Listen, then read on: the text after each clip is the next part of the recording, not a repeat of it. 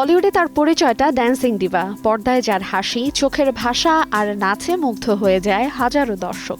সেই অপ্সরা আর কেউ নন, জনপ্রিয় মুখ মাধুরী দীক্ষিত।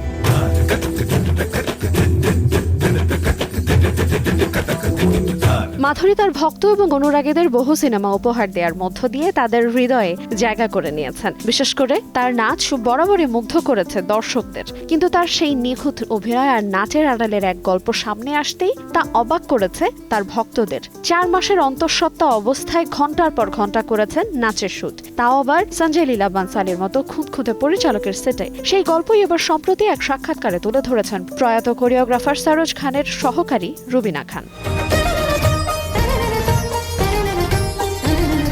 সঞ্জয় লীলা বানসালি পরিচালিত দেবদাস সিনেমার জনপ্রিয় গান ডোলারে পর্দায় যে নাচ এত সহজ আর মোহময় লেগেছিল, তার পেছনের গল্প ছিল অনেক বেশি কঠিন। এই গানের শুটিং চলেছিল টানা 17 দিন, আর একমাত্র স্টেপ নিখুঁত করতে সময় লেগেছিল প্রায় 13 ঘন্টা।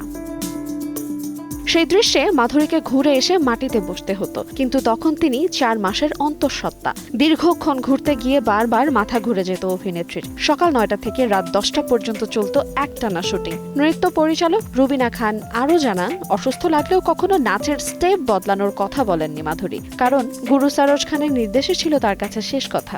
অভিনেত্রী, নৃত্য পরিচালক সহ অনেকেরই পরিশ্রমের গল্প জড়িয়ে আছে বলেই হয়তো 2 দশক পরেও ডোলারে গানের রেশ কাটেনি একটুও, এবং এই গান বলিউড সহ জনপ্রিয় পুরো বিশ্বে। আইরিন আয়ান, সময় সংবাদ।